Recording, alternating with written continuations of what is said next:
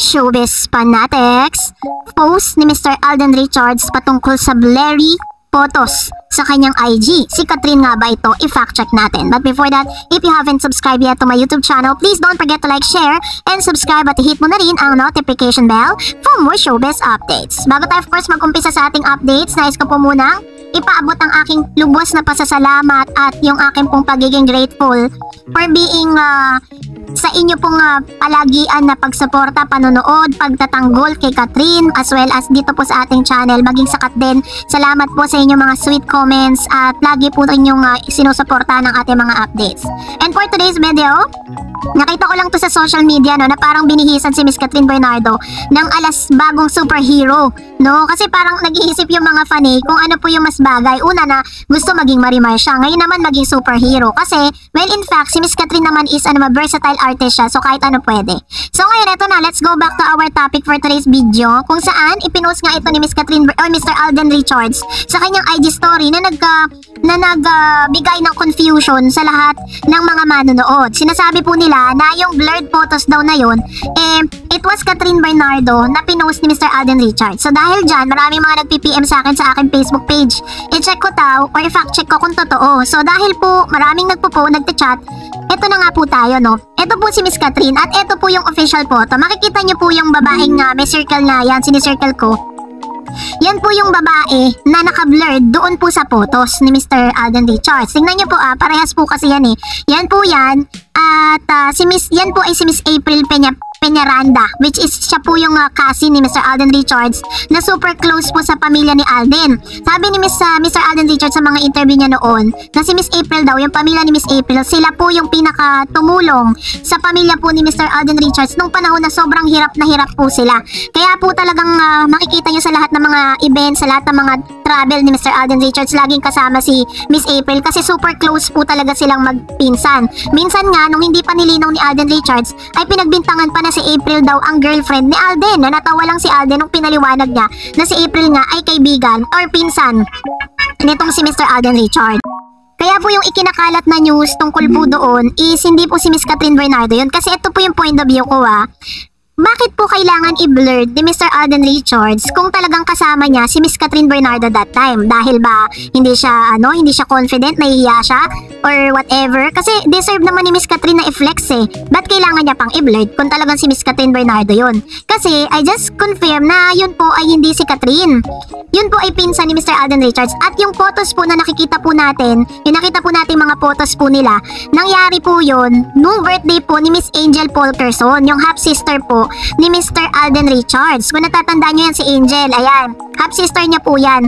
Magkapatid po sila sa ama at kamakailan lang nag-celebrate siya ng kanyang birthday sa isang Japanese restaurant kasama po ng Polkerson fam, si Raisa Polkerson, si Daddy Bay, si Alden Richards, saka si April na pinsan po nila.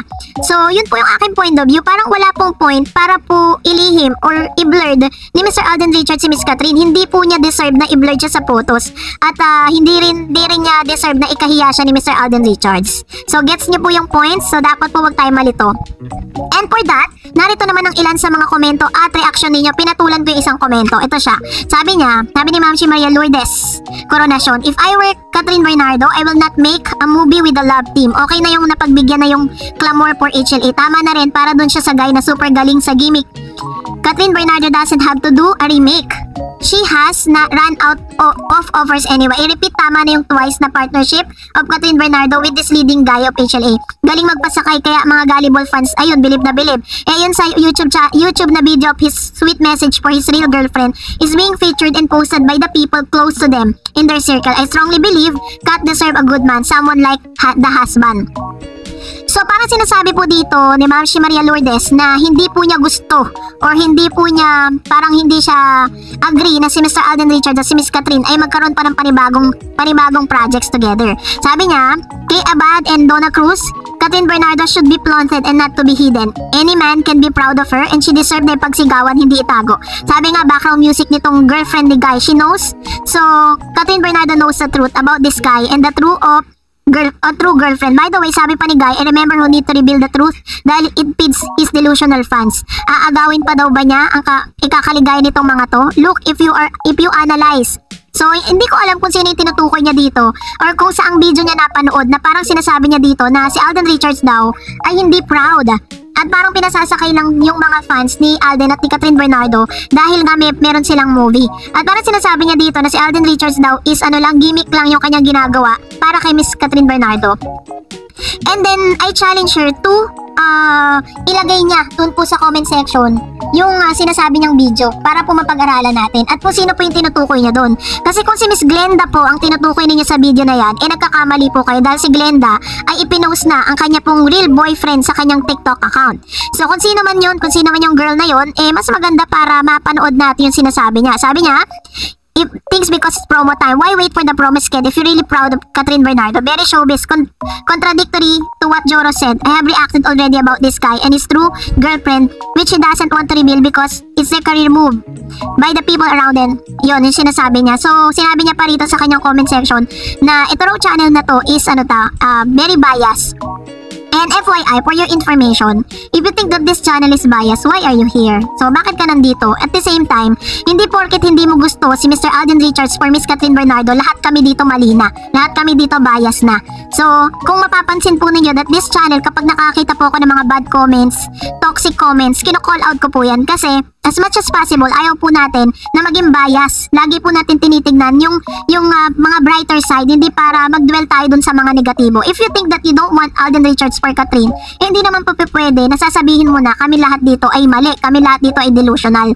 Nasa sa inyo naman po yun eh. And if you think that this channel is biased, you are free to go. Yun po yung pinaka pwede kong sabihin po sa inyo ngayon.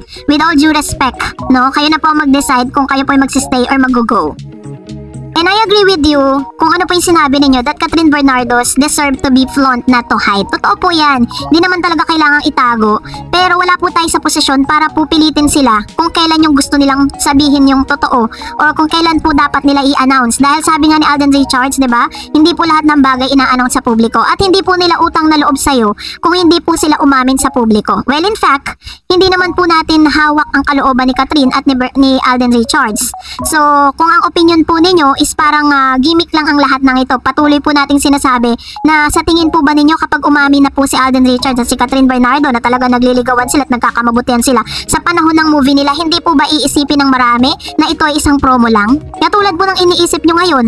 Kaya nga there's always a time for everything. Hindi po lahat ng oras ay nandun po sa kagustuhan po ninyo na malaman kung anong katotohanan.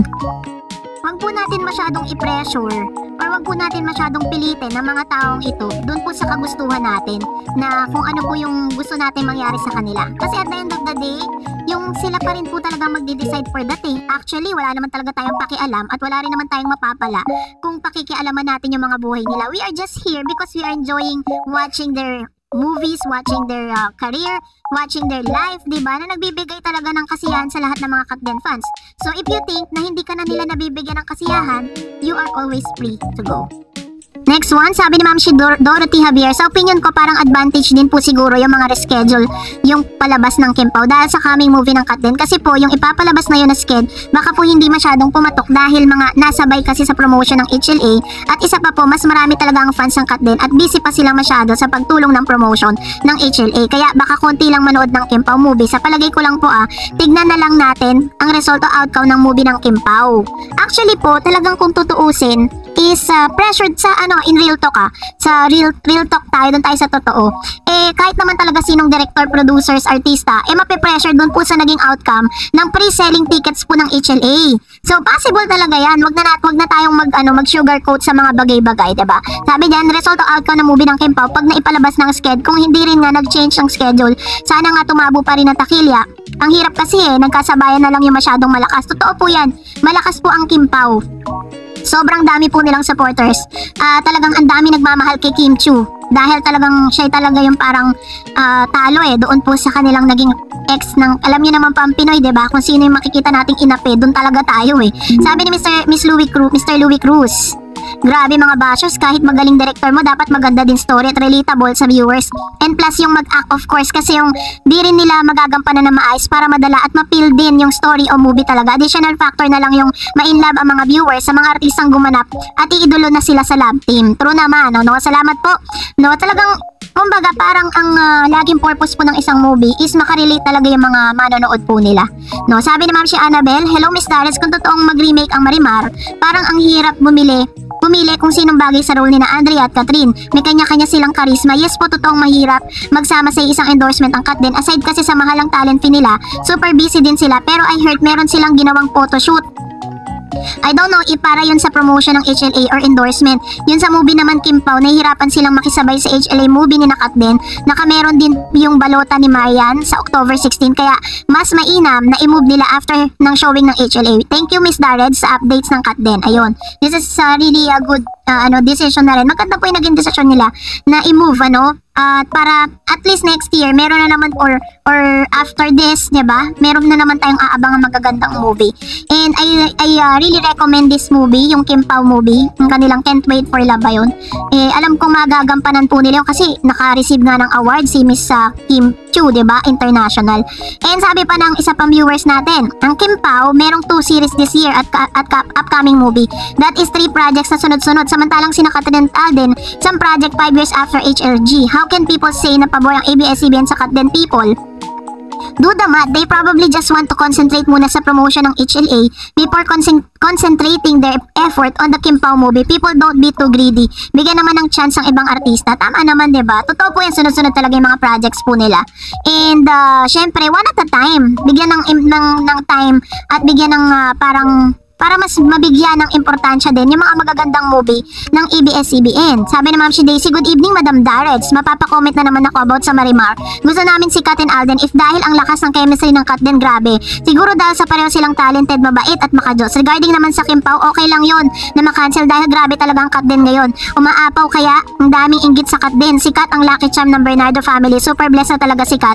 Salamat sa araw-araw na content mo. Hindi kami magsasawa sa kakapanood. God bless always. Ayan. Thank you so much sa inyo pong mga komento. And that's it for today. For more videos and updates, please don't forget to like and subscribe. And please don't forget to follow my Facebook page, Dareds TV. God bless everyone.